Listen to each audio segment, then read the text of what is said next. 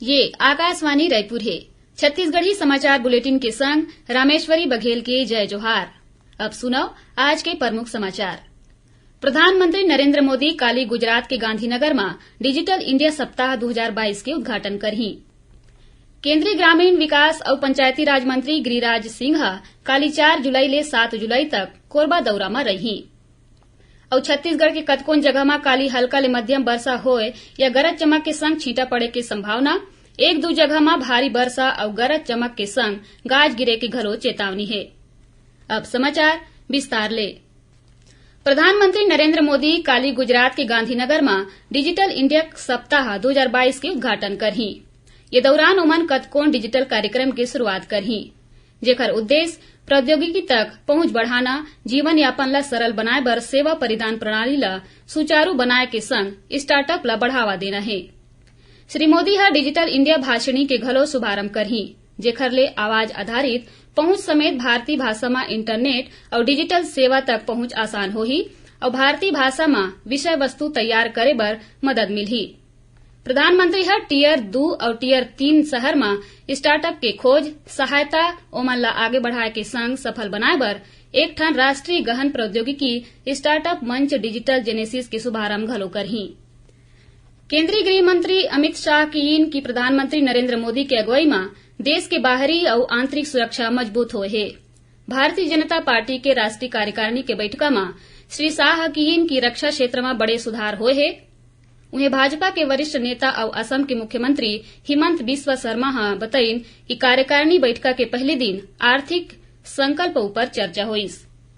केंद्रीय ग्रामीण विकास और पंचायती राज मंत्री गिरिराज सिंह काली 4 जुलाई ले 7 जुलाई तक कोरबा दौरा में रही। ओमन 5 जुलाई ले बिहनिया 10 बजे कोरबा जिला भाजपा कार्यालय में आयोजित बैठका में शामिल होही। केंद्रीय मंत्री 6 जुलाई के जिला पंचायत कार्यालय में केंद्र सरकार की योजना के हितग्राही मन ले गोट बात करही। ओकर बाद जिला प्रशासन के बड़का अधिकारी मन के संग योजना के क्रियान्वयन के समीक्षा घलो करही। 6 जुलाई के ही केंद्रीय मंत्री कटघोरा जाही और रजकमा गांव के लोगन और कार्यकर्ता मन ले गोट बात करही। उन्हें 7 जुलाई के जिला में कई विकास कार्य के जगह मन के दौरा घलो करही। एकर बाद आने कार्यक्रम में हिस्सा लिही और संजा कुन दिल्ली लौट जाही। श्री अमरनाथ जी श्राइन बोर्ड एसो पवित्र गुफा के दर्शन बर नहीं पहुंच पाए श्रद्धालु मन बर ऑनलाइन पूजा हवन और प्रसाद के सेवा शुरू करे के घोषणा करे है। बोर्ड कहे है कि उनकर वेबसाइट www.श्रीअमरनाथजीश्राइन.com के माध्यम ले ऑनलाइन सेवा के लाभ ले जा सकत है। ऑनलाइन सेवा श्राइन बोर्ड के मोबाइल ऐप के माध्यम ले घलो प्राप्त करे जा सकत है। छत्तीसगढ़ में कोरोना संक्रमण के मामला सरलग बढ़त है। काली प्रदेश में 11,585 सैंपल के जांच हुई, जेमा 18 जिला के 161 मनखे कोरोना संक्रमित पाए गिन। दुर्ग जिला में सबले ज्यादा 37, रायपुर में 29 और बिलासपुर में 18 मरीज मिले हैं। एकर संगे संग राज्य में कोरोना के सक्रिय मरीज की संख्या बाढ़ के 1040 हो गए है। हाल बेरा में प्रदेश की कोरोना संक्रमण दर 1.39% है। मुख्यमंत्री भूपेश बघेल कोरिया जिला के दौरा में है। मुख्यमंत्री आज भेंट मुलाकात कार्यक्रम के तहत बैकुंठपुर जिला विधानसभा क्षेत्र के लोगन ले भेंट करीन। ये मौका में मुख्यमंत्री बैकुंठपुर के पोड़ी और पटना में कतकोन विकास कार्य के सौगात दीन। श्री बघेल बचरा पोड़ी में नवा महाविद्यालय खोले के संग स्वामी आत्मानंद अंग्रेजी स्कूल, सकरिया में नवा बिजली घर की स्थापना की घोषणा करीन है। एकरे संग पोड़ी में सहकारी बैंक की शाखा खोले और घनुहर में नवा पुलिया बनाए के ऐलान करीन है। उन्हें पोड़ी के प्राथमिक स्वास्थ्य केंद्र ला सामुदायिक स्वास्थ्य केंद्र में उन्नयन और पुलिस सहायता केंद्र ला पुलिस चौकी में उन्नयन करे के घलो घोषणा करीन है। छत्तीसगढ़ी समाचार बुलेटिन आप मन आकाशवाणी रायपुर ले सुनत हव। छत्तीसगढ़ के खबर ले है आपके वास्ता और खबर के विश्वसनीयता ले है हमर वास्ता। आकाशवाणी समाचार रायपुर के प्रादेशिक समाचार बुलेटिन के संगे संग हमार समसामयिक कार्यक्रम आप रेडियो के संग अपन मोबाइल में घलो सुन सकत हो। आकाशवाणी समाचार फेसबुक, ट्विटर और यूट्यूब में घलो हावय। हमार फेसबुक पेज हरे Chhattisgarh news on AIR, Twitter handle CGAIR news और हमार यूट्यूब चैनल हरे छत्तीसगढ़ AIR न्यूज। तो अब रेडियो के संगे संग आपके मोबाइल के माध्यम ले हम आप तक पहुंचत हन। छत्तीसगढ़ के हर खबर पर सुनत रहो आकाशवाणी समाचार।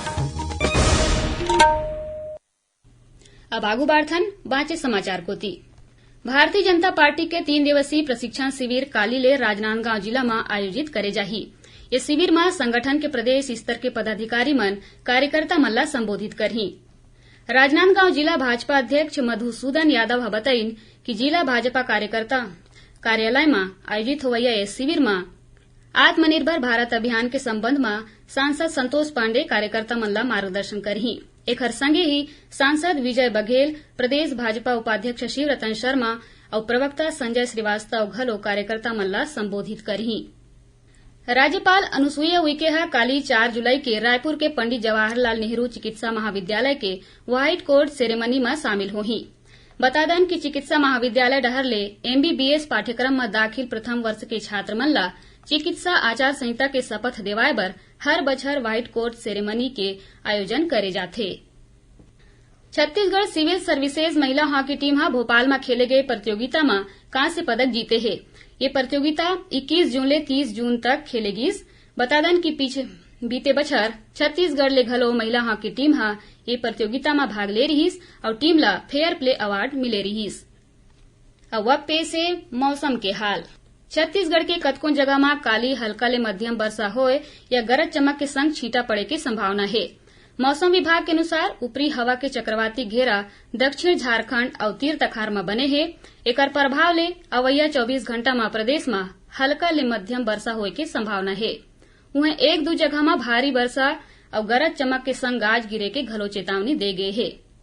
यही बीच राजनांदगांव के सुरगी कृषि विज्ञान केंद्र के वैज्ञानिक और प्रमुख डॉक्टर बीरबल सिंह राजपूत गाज ले बांचे बर लोगन ला तेज बारिश और गरज चमक के बेरा खुला जगह या बाहर नहीं निकले के सलाह दे हैं। ओमन कीन है कि हो सके तो रुख राई के खाले झन रुकें और टीन ले बने छत, दरवाजा या खंबा ले दुरिया रह के गोट कीन है। वैज्ञानिक बीरबल सिंह कहीन कि कहूं गरज चमक के संग खुला जगह में रुकना पड़त है तो लोगन अपन एड़ी ला जोड़ लेवें और कान बंद करके उखरू बैठ जावें। और अब थोरकुन समाचार सार में। मुख्यमंत्री भूपेश बघेल हा पूर्व विधायक भजन सिंह निरंकारी के निधन में शोक जताइन है। श्री बघेल हा अपन शोक संदेश में कीन है कि दिवंगत निरंकारी हा सदा गरीब मन के हित बर संघर्ष करीस। राजनांदगांव जिला के एकीकृत बाल विकास सेवा परियोजना के तहत आंगनबाड़ी केंद्र में कार्यकर्ता और सहायिका मन की भर्ती करे जाना है, जेकर बर 15 जुलाई तक आवेदन करे जा सकथे। और बलरामपुर जिला कलेक्टर विजय दयाराम के अधिकारी मन के समीक्षा बैठक में ग्रामीण इलाका में स्वास्थ्य सुविधा के संग लोगन ला स्वास्थ्य के प्रति जागरूक करे बर जोर दे के बात कीन है। आखिर में प्रमुख समाचार गांव फिर। प्रधानमंत्री नरेंद्र मोदी काली गुजरात के गांधीनगर में डिजिटल इंडिया सप्ताह 2022 के उद्घाटन करही। केंद्रीय ग्रामीण विकास और पंचायती राज मंत्री गिरिराज सिंह काली 4 जुलाई ले 7 जुलाई तक कोरबा दौरा में रही।